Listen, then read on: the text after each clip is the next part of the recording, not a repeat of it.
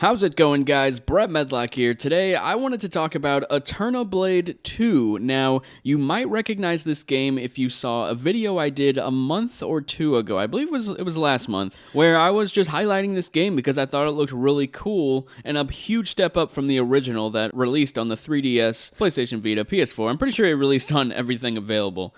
And this game was originally aiming to launch on Vita and 3DS and then later have a console port. But there was a huge delay because of, I don't know, some type of like art directors left or something like that. There was more information in my previous video that I looked up and put in that video. But yeah, it got delayed pretty far, and it's finally out, AeternoBlade 2. I'm surprised that they stuck with this IP, considering that the first title wasn't received very well. It was pretty lukewarm. A lot of people just did not like the original all that much. However, recently I've been putting some time into AeternoBlade 2. What you're seeing now is my captured gameplay.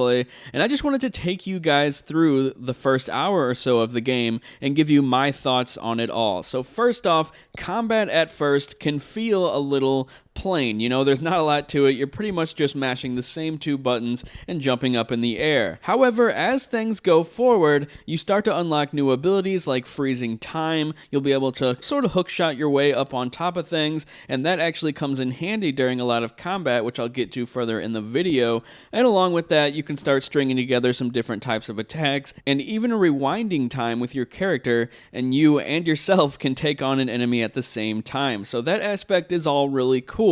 However, the game has a lot of weird hiccups to it. First off, the graphics are not fantastic, and on Switch in particular, there's a lot of weird little issues like pop-in and some shadow issues. A lot of the times it looks like the textures aren't even fully loaded in during the cutscenes, but as long as you go in with that in mind, it's not completely unbearable, in my opinion. You know, it's not the prettiest game ever, but you can tell that it was a smaller team, and it's pretty ambitious for an indie game. Now, as you'll see, I'll be leading into this first 3D section of the game. This is one of the big differences from the original. This game actually has 3D, fully controllable third-person camera mode. I feel like I said that really weird. But anyway, yeah, this is sort of like the first boss. It just lets you get a hang of things in the 3D mode. And you know, I really like these sections of the game. So far, there hasn't been a ton of them, but it really mixes up the combat quite a bit because you have to worry about stuff coming at you from all directions rather than just two. And one thing I forgot to mention is that your character has this little like fast zip around thing right there that I just did. And I really like that in combat in games, and it lets you dodge pretty much anything. Now, you're going to see me getting hit a lot in this boss fight because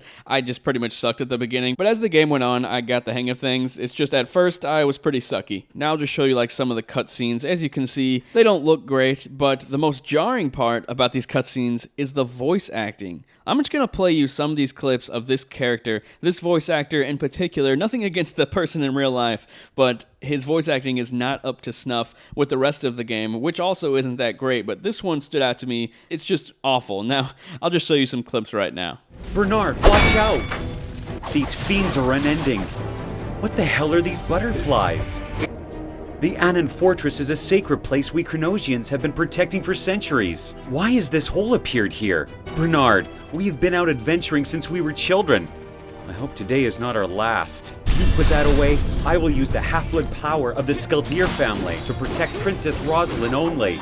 Yeah, it's just pretty bad. Now, one thing I wanted to point out was actually the different environments in the game. There's actually a lot of detail in the world. Like I said, it's not very pretty because the textures don't look very great, but I'm glad the game has offered a lot of different looking areas so far. Now, as you can see, I'm playing as a different character now. This is where things are also really different. In the original, I believe you stayed playing as the same character the whole time. I haven't completed it yet, but this one, the characters actually play really different. Now, the first girl you saw me playing as, she has a sword. This new guy, which is the terrible voice acting guy, he has like a whip type sword, and he lets you hit a bunch of different enemies in all different directions. Even if you're just swinging in front of you, you can hit enemies above you or behind you. And I really like how he feels different compared to the sword girl. Later on in the demo, I get to play as the other guy, and he also feels really different, which I really like, because the combat, like I said, is sort of samey, but as more and more things get introduced or things start changing, it really helps with the pacing of the game. Now, you'll see me start utilizing the hook shot more and more. I don't really know if that's what it's called, I'm just using the Zelda terms. But yeah, I really like the way it feels. You know, there's something satisfying about zipping up somewhere really fast, and as long as it's highlighted, you can shoot it at any time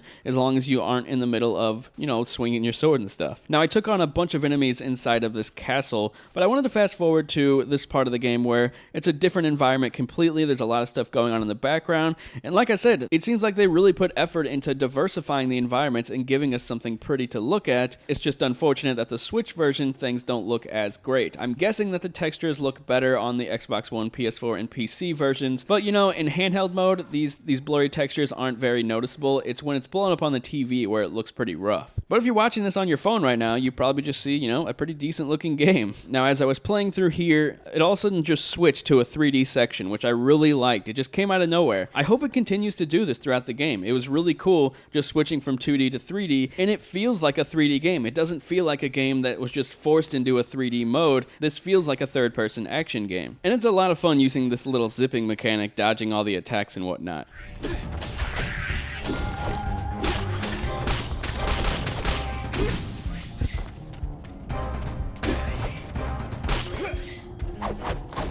So I teleported into this section of the game, and I'm assuming these will continue to pop up throughout it. It's basically just like a little puzzle so you can get some type of upgrade or something. I wasn't really paying attention. Yeah, it's just a simple little puzzle, but it shows you how to use the rewind time mechanic, which I'm showing you right now. You just have to activate it by holding down LZ and pressing A, and then you can duplicate your character. He just repeats whatever you just did, allowing you to open doors, and I'm assuming the puzzles will get more in-depth. This one was pretty simple, but I'm really looking forward to seeing what else the game throws at me. So here we are at a boss fight. At first, I was really loving this. Using the hookshot mechanic during this boss fight was really fun. Jumping on top of him, sneaking behind him, it was awesome. However, my biggest gripe with this boss is that it takes forever. I didn't know if I was missing something, if I was supposed to be doing a different type of attack, but I just wailed on him for what seemed like 30 minutes. Like, this boss fight was so long, and I even died about halfway through one of the times, and I had to restart it.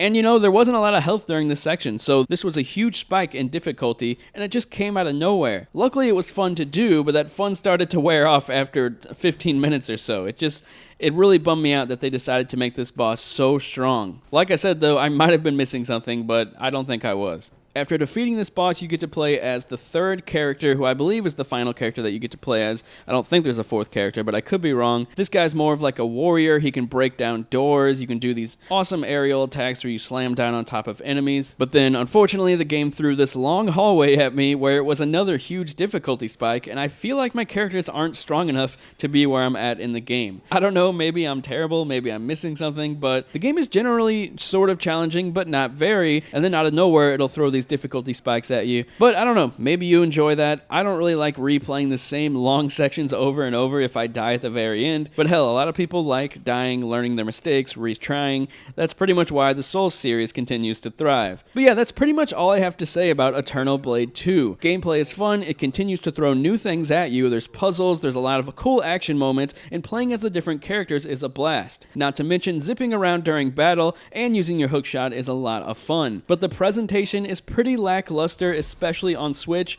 and my god, the voice acting really got to me. That voice actor was just not meant for that role. He just sounds so bored while he's talking. But let me know what you think down in the comments section below. Have you played AeternoBlade 2 yet? Let me know what you think. Have you gotten further than me? I'm about 2 hours in now, and I think it's pretty fun, but probably worth waiting for a price drop if you're thinking about picking this one up. However, if you really like the original, then definitely check it out, because I think it's a step up compared to that one. Thanks a lot for watching, guys. This is Nintendo Enthusiast signing off. Hit that subscribe button if you're interested, and that notifications bell if you're feeling generous. And also, please hit that thumbs up. It actually really helps. I'll talk to you guys later.